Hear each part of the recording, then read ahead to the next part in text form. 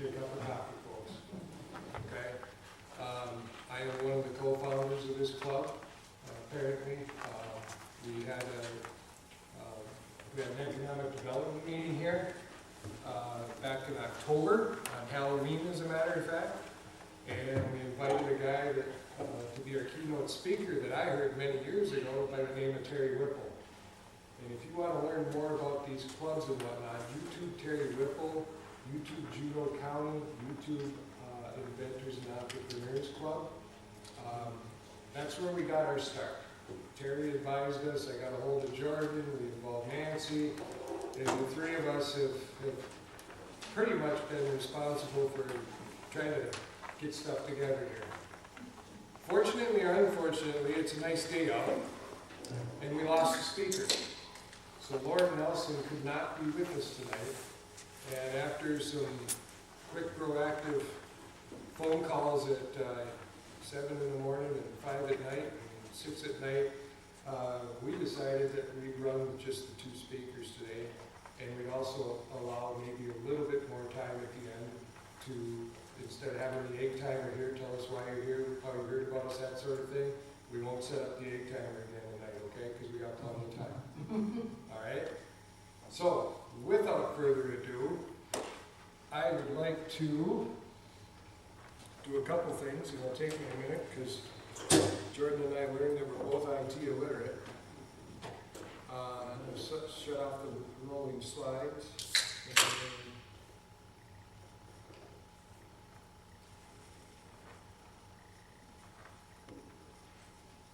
And I'm going to introduce, if I can figure out how to do this. I go right down the line. So our first speaker, the first thing that we talked about is who are we going to have this month? And we all kind of remember Teresa sitting in the back of the room being shy, saying, I invented this bottomless pot thing, and all of us were enthralled by it. So we got a hold of her and said, hey, would you come and talk about your invention? And so Teresa, and if I screw this up, let's roll back. Okay, considers herself an ordinary person who asks a lot of questions, seeking smart answers. Her background includes being a medical secretary transcriptionist who worked in all the major hospitals and clinics in Minneapolis and St. Paul. She also spent time as a sales representative for Jägermeister.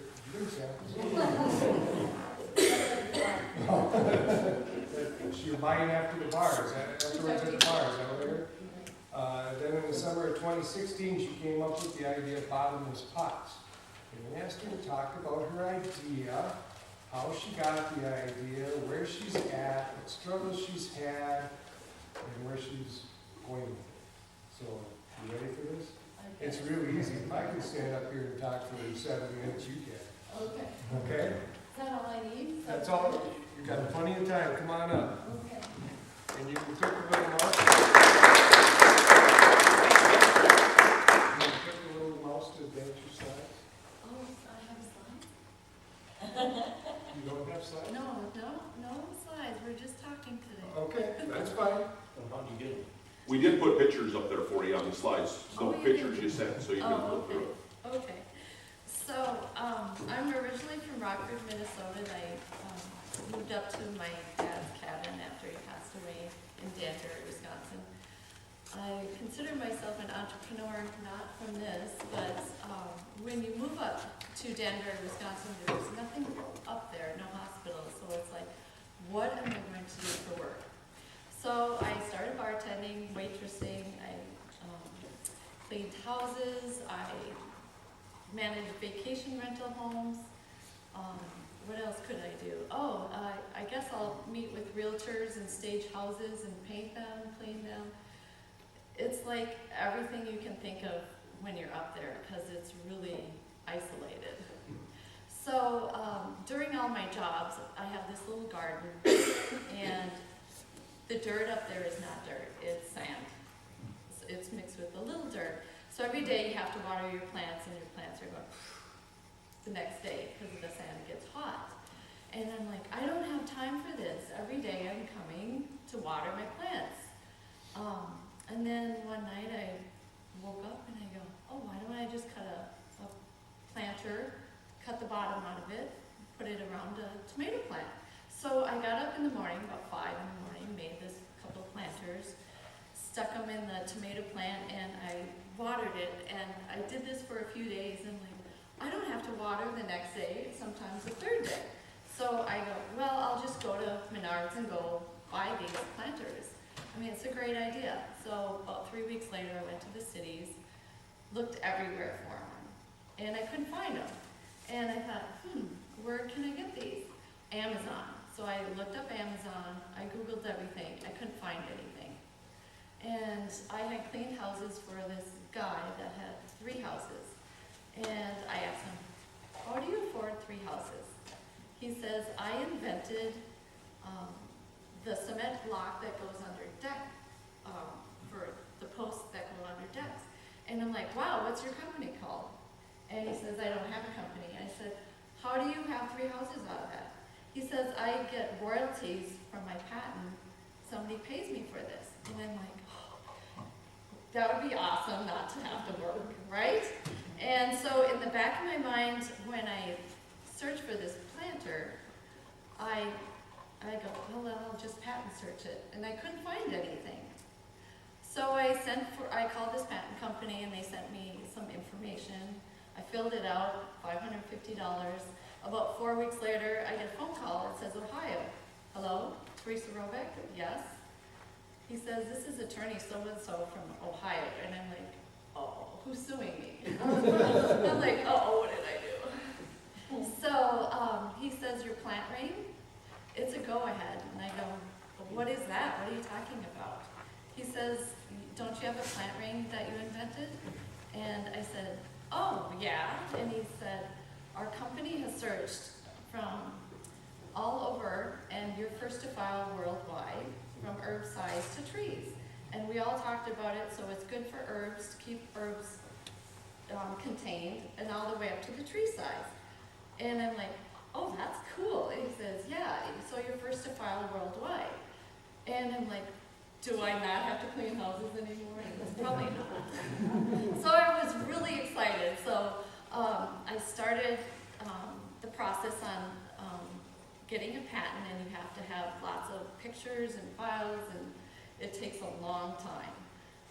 So I also got a book, Inventors, and I'm like, how do you do this? And I don't know a lot of people up there, so I read the book, and then I would go along with my patent attorneys and figure it out. And so I filed, and then I decided I need to find an investor.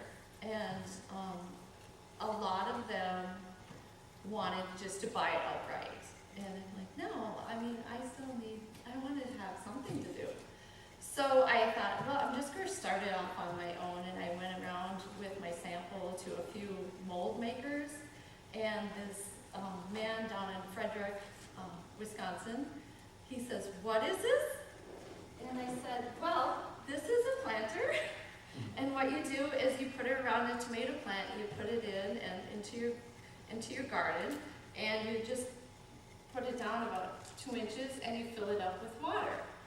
And he says, lady, I said, what? Is that stupid? He goes, do you know how many products I've made in my life? And I go, a lot. And he says, yeah. He goes, this is probably the best thing I've seen in a long time. I'm like, oh my God. I'm like, really? And he says, yeah. So I said, how do I make these? He says, well, you have to get a mold made. And you can, I know a couple in Cheyenne, Wyoming that have connections in China. And so that's the route I took. It's a lot of paperwork, a lot of files, they call it. And I had the mold made. It was shipped December. And in January, it came over to Anoka, and a week and a half ago, I got my first 1,000. So I was really excited, right?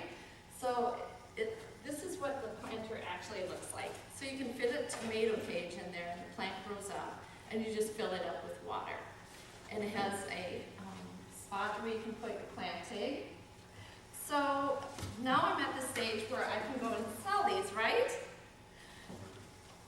here's the kicker. About a week and a half ago, I got a letter from my patent attorney. And he says, there's some questions that the United States Patent Office has over all your, I mean, it goes on and on about punctuation, and you're like, all these are pending, and I'm like, what is going on? He says, well, here's the kicker. Remember when I was first to file? There was one beforehand, and there was another beforehand, and another. Oh, geez. Yeah, so here I am with this product, and I'm like, okay, these are the 3 patents on these in the last 4 years, right? Kind of looks like mine, only theirs goes right into the ground, right up to the ground. And then I thought a couple of days ago, why am I getting a patent? These people have patents on theirs, and I still made a product. They never made a product. And you just change it a little bit, and your product's not, I mean, not unique anymore. So the next person can actually come up with another plant ring, right? So this is where I'm at. Do I continue with a patent, or do I just sell it as is? Any questions, or can anybody help? What do I do? Should I just skip the patent? Because another lady made potty mouth containers. They're $42 each, and it only went, she only sold so many and quit selling them. At $42, that's a lot of money. These, my planters cost about $3.25. So. To make or to sell? To sell. To make, they're about 77 cents. So, I don't know. This is my story, and I'm like stuck. So did your patent attorney say that you can sell them as long as they're not infringing on those? I just wrote them a letter. I'm like, are you kidding me? You told me I was first to file. There was nothing like it. And so I said, hold off, because they said they had to respond to the patent office within 3 months.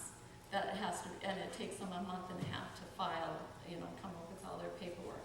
And then I'm like, and not only that, when you have a patent, you have to pay fees, like, let's see, the fees, after 3 years, 3.5 years on a patent you have, it costs $910. In 7 years, it's $2,090. 11.5 years, $3,220. Not only that, if you stop, once you get a patent, if you don't pay your fees, you can buy my patent, and then I can't sell my product, right? So, what do you think?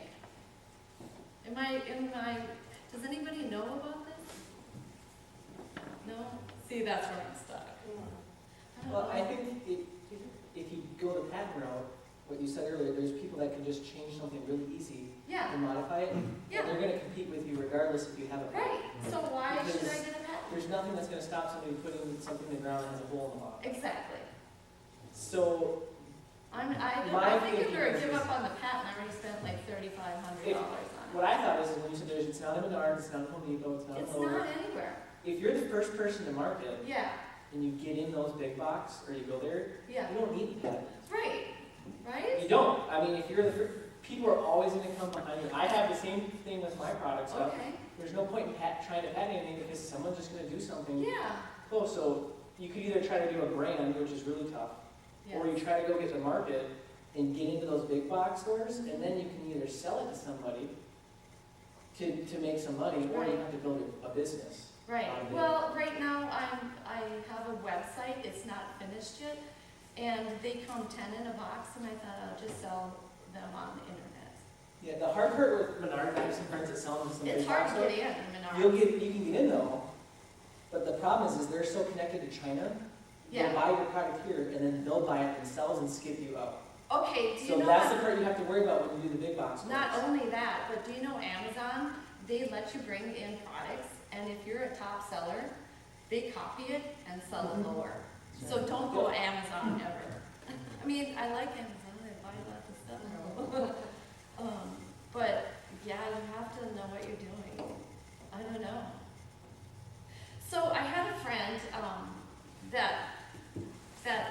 he had a patent. He invented the corner sheetrock thing, and he paid $1 million for his farm. And I had a little hobby farm, and it was like just as nice as his. His house was crooked. I'm like, you paid $1 million for this? But I'm like, how do you do it? I would ask him questions on how to do a patent, and he finally told me after like a couple of months, I don't know anything on investors do at all. So I don't know if I need to get an investor or if I should just sell it on a website. But everybody says it's an awesome idea. If I can make a comment, Yeah. I tend to agree with what you're saying. And one of the things when I own businesses, I would try to figure everything out that could happen to me. And that's very expensive to do. And patent's one of them, and there's several other things that would happen. So I relied on my business experience, and I ran a Hormel division. And basically, I sell until I have something to worry about. That's what I thought I would And do. some of the businesses that I had after Hormel that I owned, I had put, and people correct me on this one, I had put on this wax product that was made out of Estes Park, patent pending.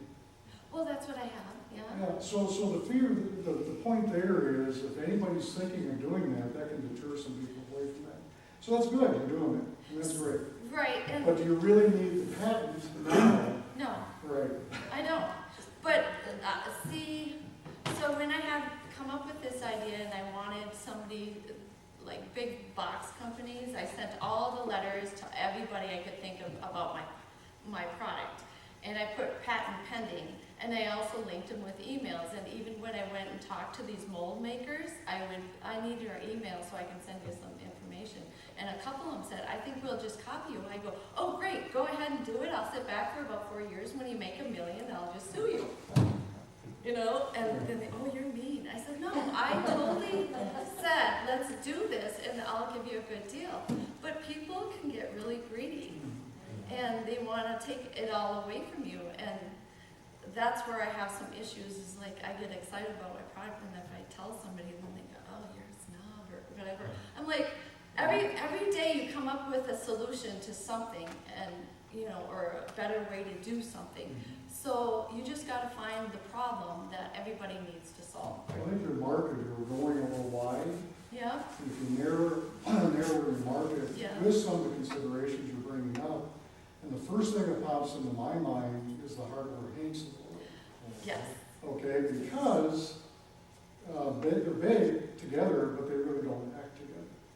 So you're not going to get that same comment back, and plus they have a little bit of morals right. to them. So actually I'm going to start going to flea markets and farmers markets first, just to get it out and see how it does and then do my website a little bit. But this attorney thing just came up a week ago, so I'm like, oh, well, I don't know where to go and can I get sued? And then I'm like, who cares if I get sued? I already have patent pending, I'll just sue those attorneys. That's it, I had a free rate, right? That can get very expensive though. I know, but Be they, very careful when you they're start. the ones that told me I was first to file, there's nothing on there. Either they didn't know about these three, or they just, But see, why would you want to even bother doing that? If you Yeah. got sued, why wouldn't you just say, okay, I'm going to make the product this way? but it It's a is little me, different. it's different. It's totally different from, like, this lady, I don't know why, okay. So hers goes, this is hers, let me see. And she puts it all the way into the ground. That doesn't make any sense. Just have a good attorney that is able to understand that and write a letter. I have attorneys that write letters all the time. Yeah, I mean, hers goes into the ground, mine sits 4 or 5 inches above, you fill it up with the water, and so it's nothing like that. And this is the first time I saw it after I made my product, it's not like I saw it beforehand. So I'm just going to go with it and sell it. Going off of what you said though, what about even the local greenhouses? That's what Hinckley has my first 40, and I just said, you sell them, I'll bring you more, and then you can pay me. So I'm just gonna put it out that way. Good idea. Yeah. Do you have, it sounds like you probably don't have recourse with attorneys that said there were none. But you also need to figure out when you're gonna turn the spigot off, because they're doing work for you right now, right? Yeah, I told them, hold off, don't do anything. The- I said, I'm going to an entrepreneur and inventors meeting, I'm gonna get some feedback. I said, I'm really disappointed that you'd never found this when you did, I paid you to do a research, and you said there's nothing, and there's 3 of them. So that's where I'm like, oh, I listen to these two gentlemen. yeah, I think Everybody's so. gonna accept your money, yeah. Teresa? Yes? Yeah, did this attorney just call you out of the blue and say he thought it was all right? No, Or how did you find this attorney from it's Ohio? the top patent search company. That's why I'm shocked. You know, I Googled the top patent search attorneys. Okay, Yeah. that's how you found them. Yeah, they're in Arizona. Okay. Yeah. And they're a very well known patent attorney, so. Yeah, it's not like Danbury. I No, know, but, I just, yeah. I'm skeptical about anyone who calls you out of the blue. Yes. and says No, they're a I pastor. contacted them You and I contacted sent them them. the information, so, Thank you. yeah. And the question begs, do you need the best and the biggest? There are many in the Twin Cities that are really, really good, Right. small patent attorneys. So if I would have known that these existed, I wouldn't have made it, and I would still be bartending. So that's my other route. Maybe I'm just gonna roll with it, you know? Yeah. 2 thoughts. One, this afternoon, we nailed down our next presenter for next month, who is a patent and intellectual property attorney. So hopefully we'll have them here, I think it's the 25th, whatever the 4th Tuesday is. Second, there is an outfit called Legal Corps out of the Twin Cities. They are not attorneys, they're a central clearinghouse. Apparently every attorney is asked to provide 40 hours or whatever the number is, pro bono per year. This is a clearinghouse for those volunteer attorneys. Most of them are big time law firms out of the Twin Cities. Intellectual property, patents, foreign trade, whatever the specialty is. They're in our business assistance directory in the back of the room. Feel free to grab one of those I definitely with a will. bunch of resources, and it's either free or very low cost. Interesting. And they do more than patents, like I said, so if you got something else and need an attorney, feel free to grab one. And they do have, and Legal Corps does have office hours through the Small Business Development Center in Okay. St. Cloud. Okay. And you can make arrangements with them, define what your issues are, and they can get you connected Okay. with the right attorneys. Yeah, so I don't know, I have a good idea, I think. Everybody says, wow, that's awesome. I mean, I would use it, and so. Where are you at with your website? I need more photos, because last year when I had my garden, and I'm like, okay, next week I'll take photos and a video. The deer heard me and went in and totally wrecked it, and I'm like, oh, great, yeah. So I have a 7-foot fence around my yard. But, yeah, so I just need some more photos. A friend of mine is making her garden with it, and I actually told her, get it going, we'll take some videos, and I may go on Shark Tank, apply for Shark Tank. So I remember this guy had this idea about a broom and a mop or something, and Yeah, he had a prototype taped on, and he bought it, and they're like, we'll do it. So who knows, right? So I applied for Shark Tank. You and- did? Yeah, I didn't make it to the final one, but the one thing with that is you have to be careful, because after you make it past a certain round, 5%. you have to, yeah, for lifetime. Yeah. Or Oh. give 2% of your company away for Oh, profit, so you have to be careful okay. on if you make it to that final round, if you wanna give that up. Ooh, And that's So, true of any 2% investment. Yeah, but no, regardless if you get a deal or not. But you Just did on if you're- air, It depends on which the is investment awesome. you're going for. Yeah. They have different, if it's just purely profit, and that's not your goal, you want this thing to flourish. Yeah, what do you need really wanna something do to- with it is the question. I want everybody to use it in their garden. So when I went to Florida and like walked my dogs along sidewalks, all these plants are dying because the rain hits the ground so hard and washes the sand and dirt away, and then the roots are exposed, and here's these beautiful palm plants dying. If they had one in, put some rock in there, it wouldn't expose the roots and it would be fine. So one thing I learned in my industry with stores, because I wholesale to a lot of stores, Mhm. is they all talk to each other.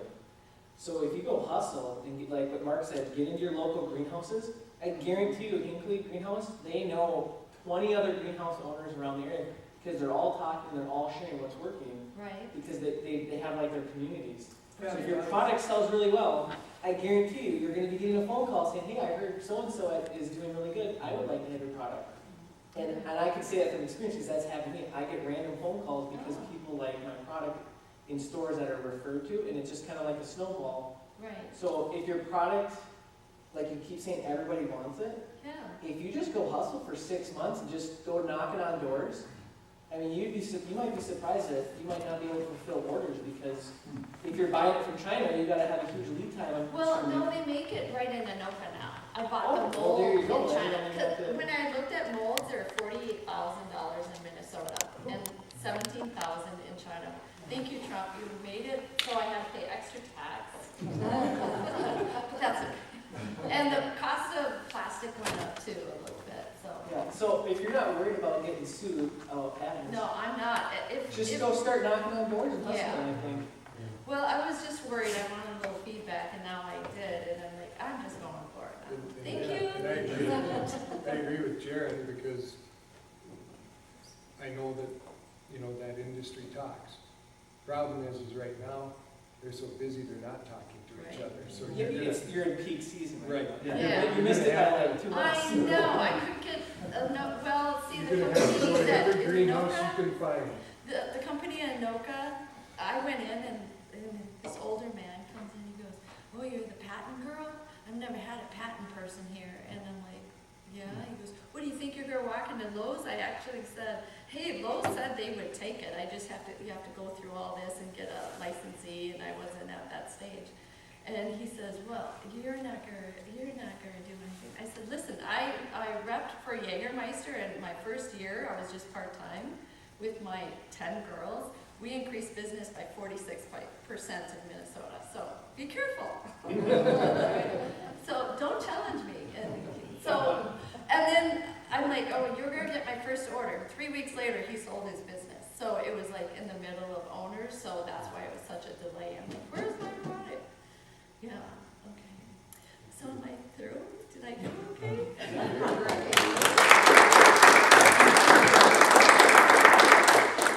If you want to flip through the slides, there's a few more pictures up there. Yeah, I will. So Teresa, maybe you can explain the slide. We're looking at a plant here, and So, just after Those are the herbs. most recent snow 2 weeks ago. Yeah, those are herbs, and herbs have a tendency to spread out, and that contains them so they can't spread out. And look, there is one of my plants. Looks like a pepper plant. That's a pepper plant, but see, you can also put peas, instead of having rows of peas and beans and they fall over, you can put them and they go up the trellis. Yeah, and you just fill up the plant. Now, let's say it's going to frost tonight, you just put a bag over the tomato cage, and that black planter heats up and it keeps it warm over frost.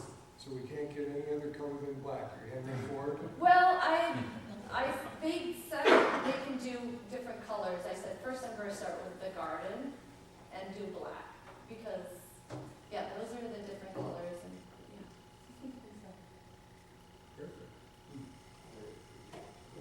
Teresa, you did it perfect. Okay. That's exactly what when we talked about what we wanted to see at this meeting. Yeah, beginning. We got somebody at the beginning. We don't have somebody at the other stage yet, or the very beginning, that says, "Oh, I just got this idea." But that'll come too. So hopefully we helped you a little bit. Totally helps Stay me. tuned next month, like Jordan said. We actually tried for this month and it was unavailable, but we got him secured for next month. So you don't want to miss that one.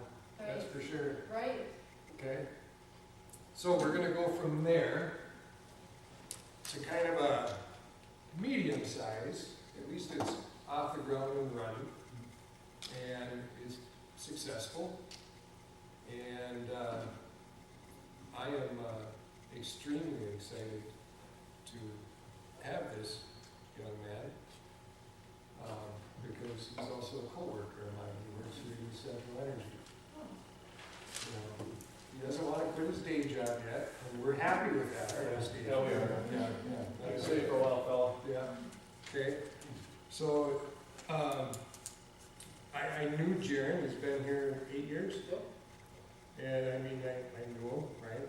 He's Jaren, he works back in the metering department, and, he's Jaren, that's it.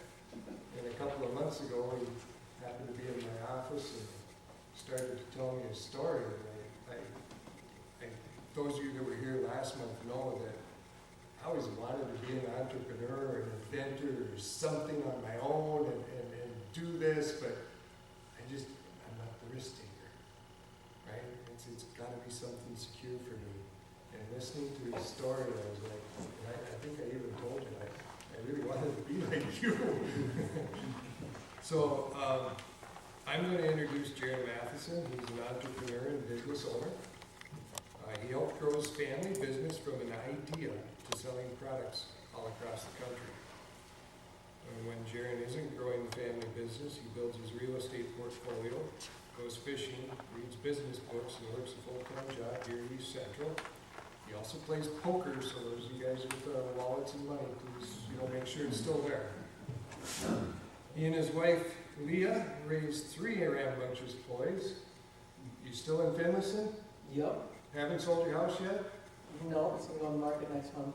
Okay, so if anybody's looking for a house in Finlayson, Jaren's got a nice house, and I'm sure he's gonna talk a little bit about that. Do you mind if I let these roll? We got kind of a movie screen credit thing going here. That's cool. Neighborhood National Bank, which Doyle Jelson is president of, again sponsored the refreshments this evening. Doyle's not here, but we'll mention him again. Thank you, Doyle. And without further ado, Jaren, come on up. Well, I didn't put a slideshow together, and I wanted to just hand out my product to go around, because it's a lot better in person. So I'm just gonna, you guys can take a look while I talk. So I've been kind of an idea entrepreneur business person since I was like 5 years old with my dad.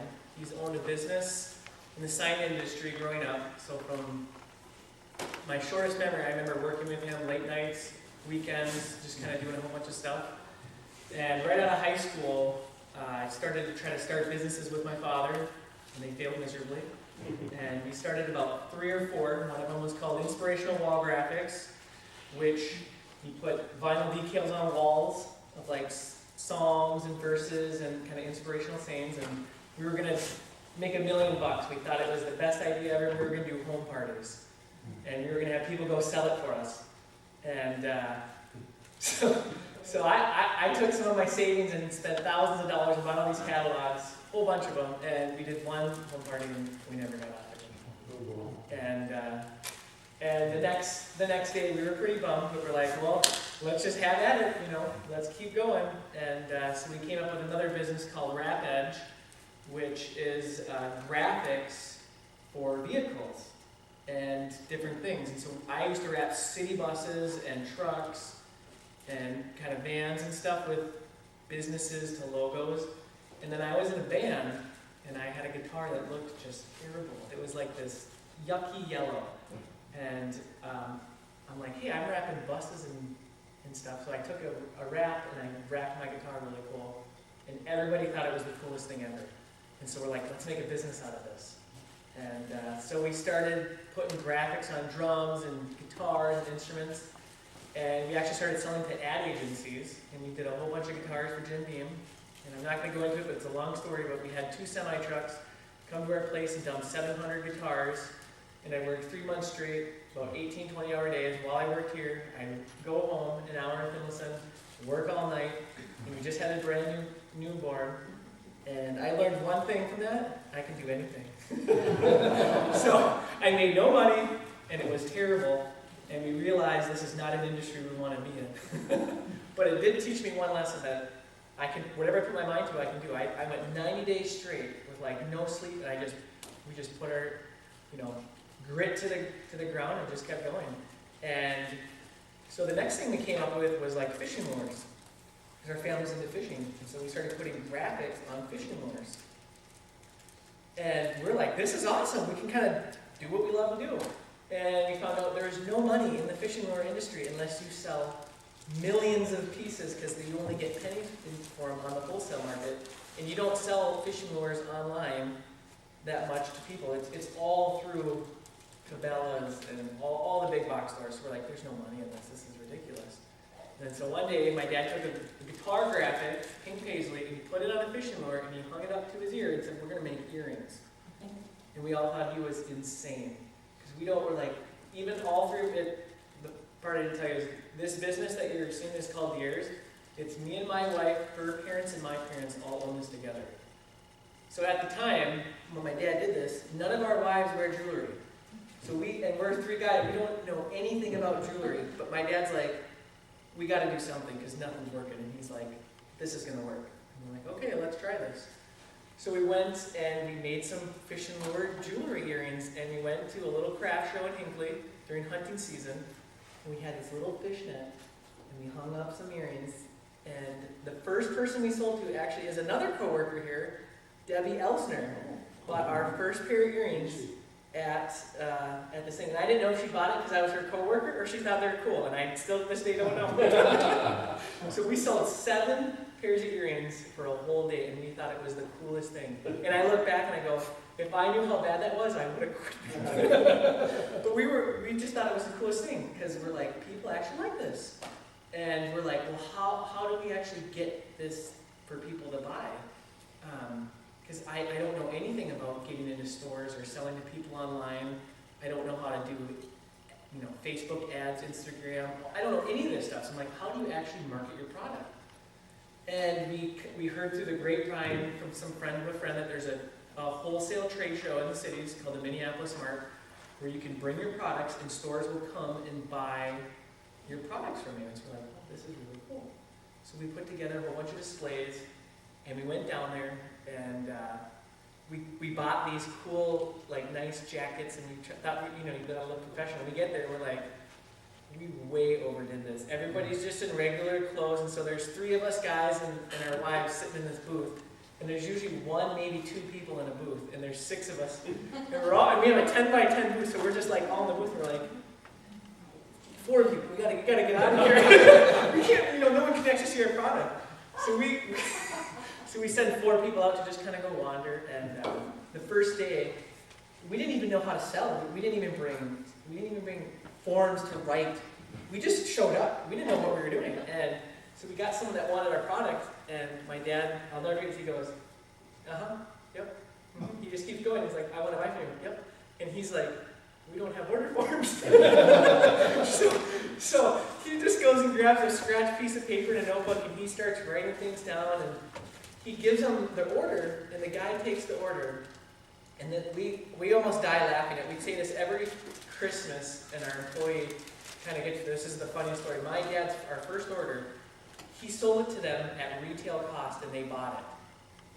Okay, they didn't know, and my dad didn't know because he was just so nervous. He's like, So it was $1,400, but it should have been about $650. And the guy gets it, and I remember sitting next to him, he's like, boy, I hope this sells. He walks off, and 2 minutes later, my dad's looking at his notes because he took a picture of it, and he's like, oh my gosh, he just bought it at retail. He's like, we're going to make $1 million. And so we had a 4-day show, and we signed up 7 stores to buy our product, to resell it. And we were just, this is amazing. This is so cool. And we get back and we're like, well, now we got to make this stuff. And at that time, we didn't make anything. We subleased everything because we didn't have any money to buy equipment. We didn't have a facility to put in where we just had our houses. And so we scavenged around my dad's little 600 square foot garage, cleaned it up enough that we could, and started, what can we do in here, and put it together. And we sent stuff off to here in Moose Lake and down here, and we would get the pieces, we put it together, and then we sent it off to the store, and we're like, this is great. And then we got a reorder, and we're like, how are we going to fulfill this in time? They want it in like a week. We don't make anything. And we haven't talked to these people that make our products, so we were just not knowing anything from ground zero. Like, we just got into this with no experience in the industry, and I realized I was like, we're gonna have to grind here because we got something, and I don't know what I'm gonna do. They don't know what they're gonna do, so we're like, here we go, guys. We got something. So what we did is I took a credit card and I went and bought a printer so that we could start printing our stuff. And I got smart though. I was like, I'm gonna buy one of those 0% APR for like 18 months. So I go, I know we're gonna make money and I can pay it off. And because the bank didn't want to give me any money at the time. And this was just, I was probably here about 2 years or so, and I just bought my house. And I just started leasing, so I didn't have anything, so they're not going to give me money. So I put like $8,000 in a credit card, just praying that we're going to be able to pay this back. And that turned into, we paid it off, and then I canceled that and got another credit card and bought some other equipment. And so I was kind of like the investor for our family business. I'm like, oh, this is cool. And then eventually, as we kept growing, I was like, oh, we need some serious cash, because now I need to buy this equipment and this equipment. And so I decided I'm going to go to the bank.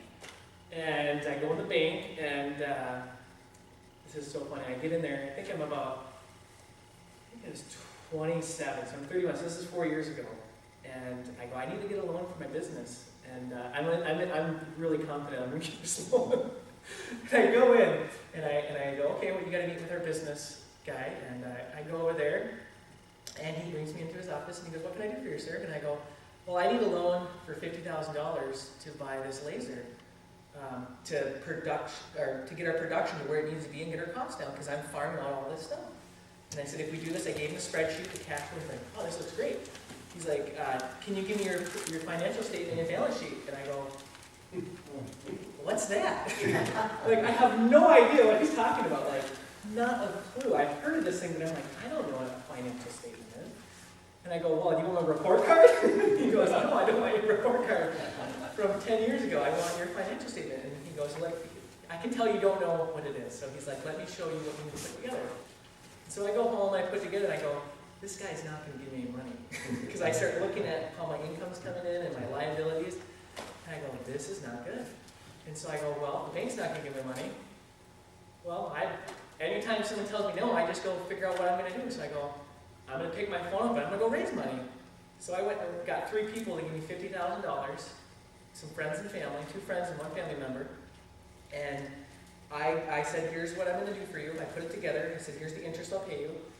I said, I work at ECE. It's a great place. I have a job security, so you can come get me if I can't pay your bill. Because at that time, I had no idea if we're going to make it or not. And I'm taking a $50,000 loan with friends and family, which don't do it if you don't have to, because that's a lot of things to ask.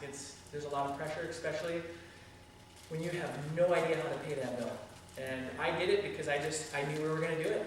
And so I got this money, and I got him on these things, and I said, you know what, I'm going to try to get a loan from the bank in about 18 months. So that's my goal, is to pay off. I paid him off in under a year, because the bank gave me a loan in under 12 months. Because I went back to the bank, and I said, how do I get my financial statement better? He started working with me. He's like, you need to start buying assets. You need to start paying off your liabilities. And so I started doing this, and this is kind of how I got into real estate, because I needed to realize if I'm going to scale my business, I need the bank to not just give me 50. I might need 100, or I might need 200,000. And they're not just going to give me money unless I have a good financial statement. And so I'm like, I'm going to start putting my money into things that help make me money that the banks are going to like. Because I can foresee this, where this is going. I'm going to need this. And as of a week ago, I just closed on a 6,000 square foot facility that we moved years into, or we'll be moving into. And if I did not do that stuff, the same banker guy is the one who gave me the loan, because I worked with him the whole time and built a relationship up, and I bought 4 property real estate with him. And so he sees where I'm going and what I'm doing with my money, and that paid off so much working with that guy.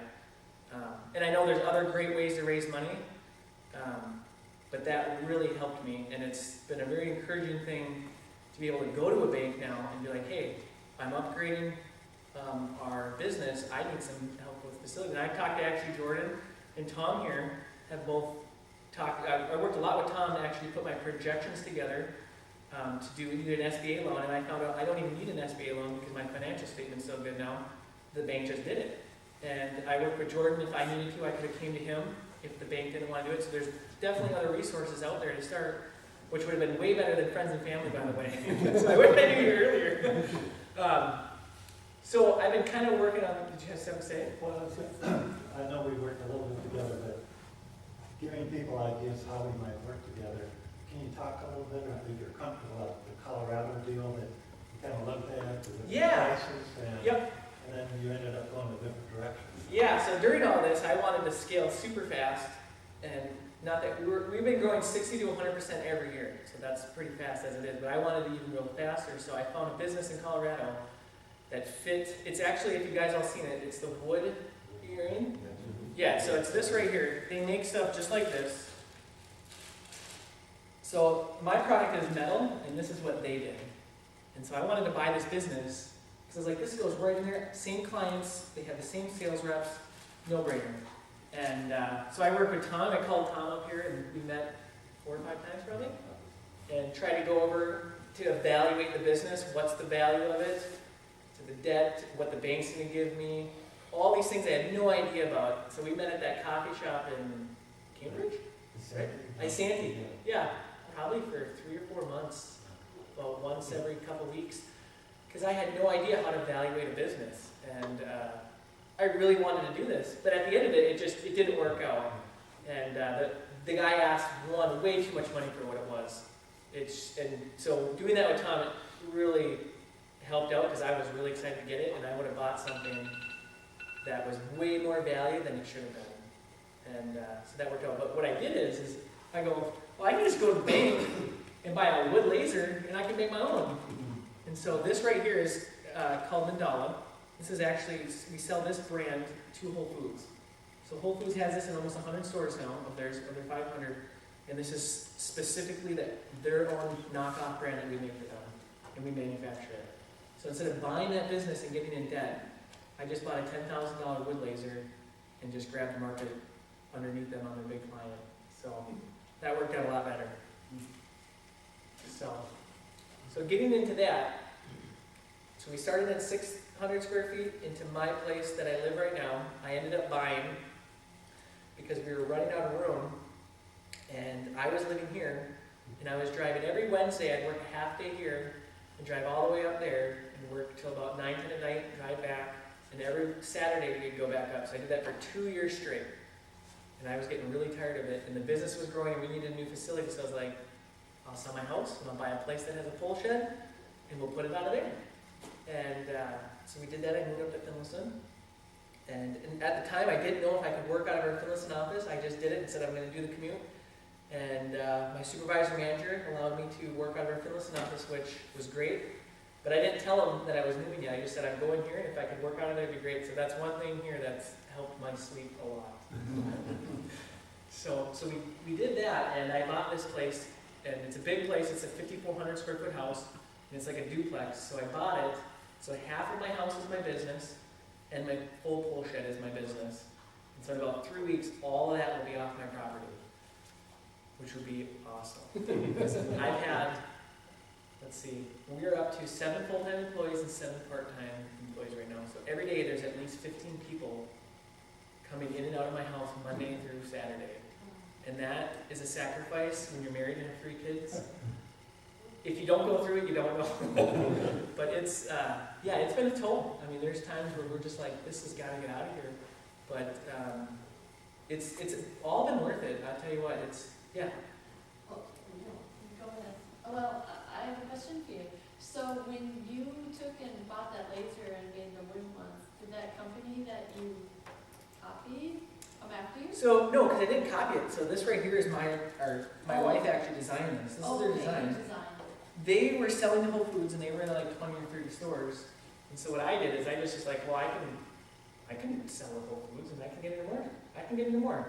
And that's what I was saying to you, like, if you just go hustle, like, right. They weren't marketing their product. They weren't actively talking to the salesperson that sells at Whole Foods, because there's regional buyers, and they had one, and they didn't reach out to the other one. So they were just in this little tiny market, and there's all these other buyers. So they don't have one buyer that buys for all their stores for the jewelry. They have multiple buyers. And so I'm like, well, yeah, I can out-hustle that. That's easy. Just pick up a phone and start making phone calls. And yeah, I just did that. And so probably within a year, we're gonna have about 100 Whole Food stores. So, Do you have a website that you sell direct to? yeah, yep, so we sell direct, and we are at Amazon, but I do not do fulfillment by Amazon, I just sell through Amazon, through our store, and I hook it up to Shopify. That's probably about 5% of our sales. 95% is wholesaling that we just sell through stores. So, And I'm wondering again, you said where you're in right now, you said you can have these and when you sell them, I'll replace them. So they haven't really bought them from you. You they're on kinda- consignment. Yeah, so he signed a purchase order. So there's 40 there. I said, I'll give you 40, and when you sell them, I'll bring in another 40, and then you'll pay me for the first 40. But I think normally you're gonna wanna set up terms. Yeah, usually when we start up a client, it's usually they pay by credit card, and then they can get a net 30. And we have a few like Whole Foods are on net 60. So That's the bad part about the big box guys, they want net 60 or net 90. Right. And that's when your cash flow is gonna run into problems, is as you're scaling. When you get, if you get too big too quick, Can't keep up. yeah, I run into a lot of it cash flow where I had to take my personal money for the first 4 years and just put it right in the business because I gotta make payroll. I mean, what do you have to pay your employees? So I've done that. This last year was the first year I didn't have to put any of my own dime in the business because it's finally being cash flow healthy. But the first 4 years it was terrible. So when you sell on your website, the shipping must cost outrageous, doesn't it? Oh no, this is, What do you? look how little this is. Okay, This is amazing. it's like I went to the post office and mailed a glove back to my cousin. Okay. Remember the guy that Kevin Yep, brought Kevin. said the glove? He had the glove for 60 years, and I sent it to my cousin. It cost me $7.80 to send this glove. I mean. Yeah, why but see, like, so awesome. here's the thing. So like, they're buying this. I know, they it's have- just little. It's little, but they're buying minimum, so they're buying 150 of these, and they put it in a flat rate box for $7. They're Okay. buying that for $500. I give them free shipping for $7 because that keeps this. They love it. I can offer free shipping. I have a friend that has a manufacturing company. He sells mugs, and he would die if he could offer free shipping. He has to max out his shipping cost, so he'll say it's 8% of whatever he sells is what your shipping is, and he'll lose money. So he's jealous because of how light this is, and he put them in flat rate boxes. Well, mine are light, but somebody said. But another way is when you're scaling, you can get it with FedEx and US or UPS. And you can get out like a commercial term, and the more volume you do, the better rates you get. So I have UPS pickup every day, and we purposely try to do more with them than UPS the last couple of years because your rates will come down the more you ship out. So as you scale, it's kind of like as you keep scaling, buying stuff, making things, it all gets cheaper. The hard part is making sure you have the cash to do it. That's where it's going to come in, because if you keep where you're not making it, like I'm making it, so my cost is in my labor. So when we slow down, I can kind of send the part-timers home, and I don't have to sit on inventory. Where you might have to buy 50,000 of these because your demand, Well, I'm just saying, Yeah. you're going to have to sit on inventory. Where my inventory is a piece of steel that costs me $100, and I can make almost $10,000 out of it. Yeah. So your model is a little bit different than me on the inventory side, but not saying that's bad, because the good part is you don't have labor costs, you don't have as many employees as I do.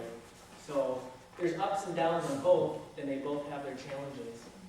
And then do you do volume discounts too? Yeah, You get the price? yep. So I don't know if you can kind of share a general, not knowledge, but in other words, the more they buy. Yeah, here's a good one. So this right here is my biggest client. This is the Ark Encounter, if anyone's heard of Kentucky. It's the life-size Noah's Ark they built. These guys they're gonna do probably almost 200,000 of them this year. That So- exact one or? No, they have multiple SKUs. They'll probably buy about 8,000 of these, of this one. And so what they do is they get a volume discount based on the SKUs they order, not the sales that they order. So if they order 1,000 of these, say it's $450. If they order 5,000, it's $425. So I have breakdown on my price points per number they order. Yeah. Yeah. And like I've worked with Baby Elephant Ears, which is a local one that is baby pillow. So they have a wholesale, say like a baby store, which is kind of what you're talking Yep. about. But they also have distributors in Canada or North Korea, or South Korea, I should say. So that's a different price. So again, there are usually retail, wholesale, and then you have a distributor price if it's a really big company. Yep, and I just picked up a Canada distributor, and they're different. I give them 40% off my wholesale cost. But they cover the whole thing, and they take care of all the stores, so I don't have to set up, they carry the whole thing in Canada. Yep, they have 18 sales reps under them that sell, and what they do is they take care of all the payments, accounting. So when I open up a store, I gotta do all the paperwork, set it up in my office. With them, it's just one account.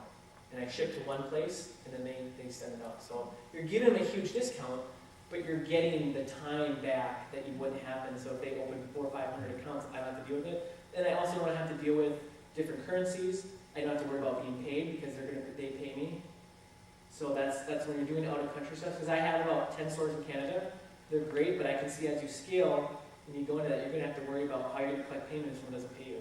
What if they buy 5,000 of them and they don't pay you? How are you gonna go get that money? Yeah. So. But then they have the freedom to do higher markup? Do they, The distributor, yep, so I sell it to them and then they can resell for whatever they want. Yep, so we come up with an agreement, we've been back and forth about 5-6 times, we finally got our price and it came to right around the 40%. And then they can do whatever they want with it. Yep. So depending on how the dollar fluctuates here to there, they might change it every month even because of wherever that goes. So and I'm locked in for a year.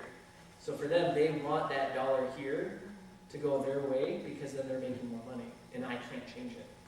So, yeah.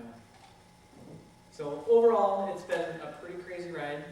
We're gonna go into year 6. This year will be year 5 complete in November. And we started with an idea, and this year we are on pace to break $1 million in sales, which is pretty darn crazy. I never would have thought I'd be here saying that when I started out. Yes, you did, you told me. I know, I'm just. You and I chatted a lot about this. We did. I almost didn't believe it, but I did. I believe you. Yeah.